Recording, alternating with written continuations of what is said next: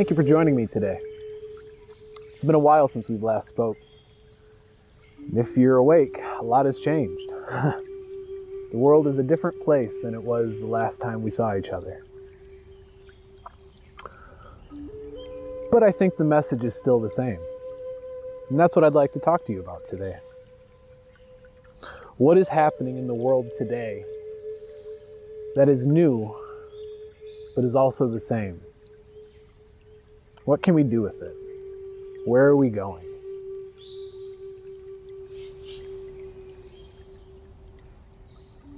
Sometimes you need to just have a warm cup of tea by the river to help calm your senses. Anyway, I hope you enjoy the presentation I've put together for you today. It's not everything, but it's something. Cheers.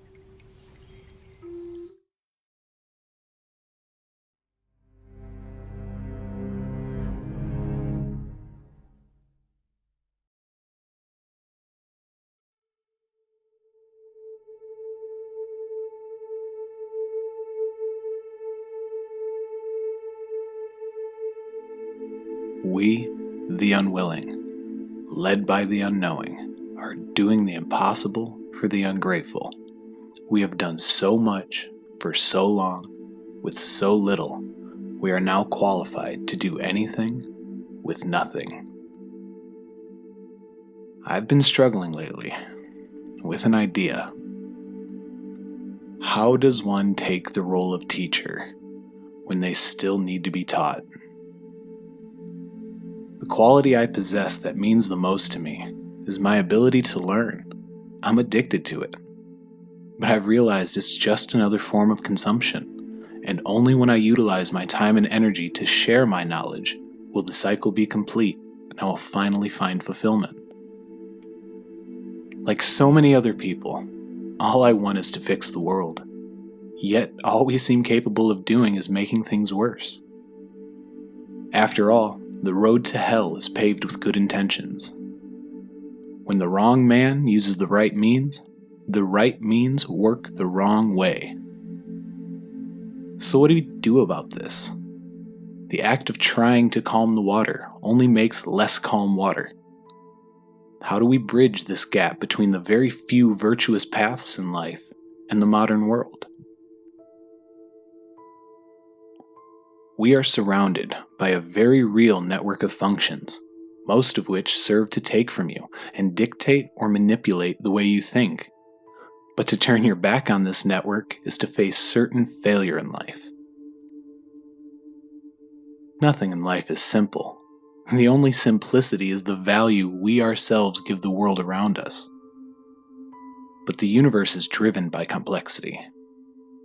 To the average consumer, a car is just a rolling box that operates on gas, or if you're fortunate, electricity. It provides an element of social status as well, but the relationship between the user and the vehicle is pretty basic. To a mechanic, a car is a vast system of interconnectedness, where every part relies on other parts to create a whole. This is why when you take your car to a mechanic for a simple squeak in the front, end quote, the mechanic more often than not returns with a list of things that need to be fixed or replaced. To the consumer, this is an outrage. How can a little squeak on my rolling status box require all this complexity? To the mechanic, it's obvious. The squeak was a product of multiple system failures, oftentimes a direct result of the consumer's lack of viewing the car as they do. Had they known about the systems, like the mechanic, surely they would know how to avoid most scenarios that could lead down a path like this. So how does this relate to where we are today?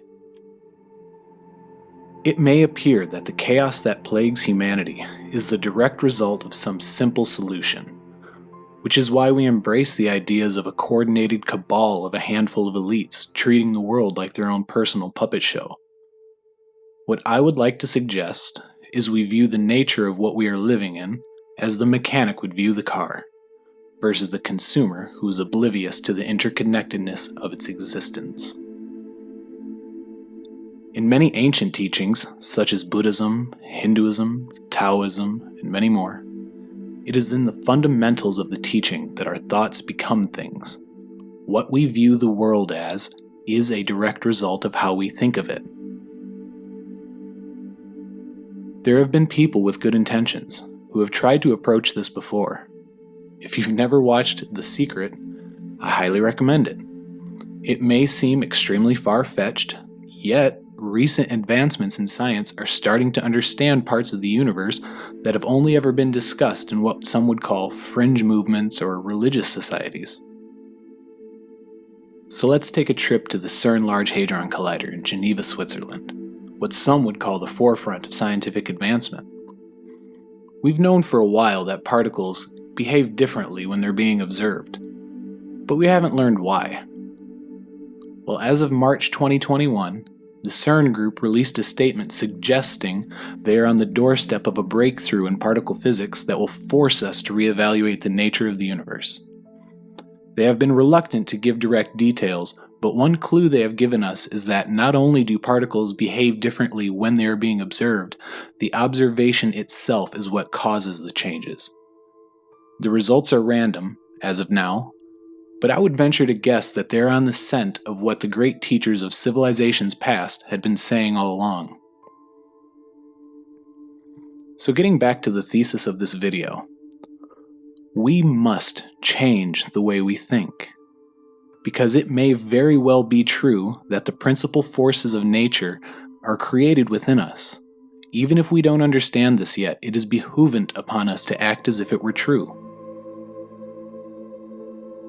If you really like to think about things that could change the way you view the world, this entire presentation, in my opinion, gives more credit to the works of Dr. Stephen Greer.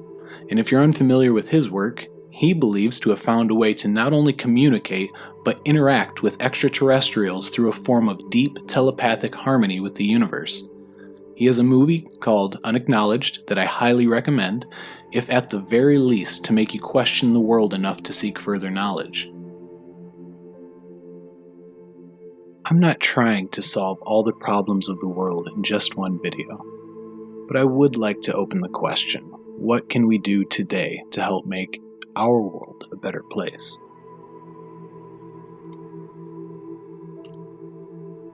I hope this video has given you something you didn't already have. Thank you for allowing me the time to offer my thoughts. I value you as an individual and as an equal.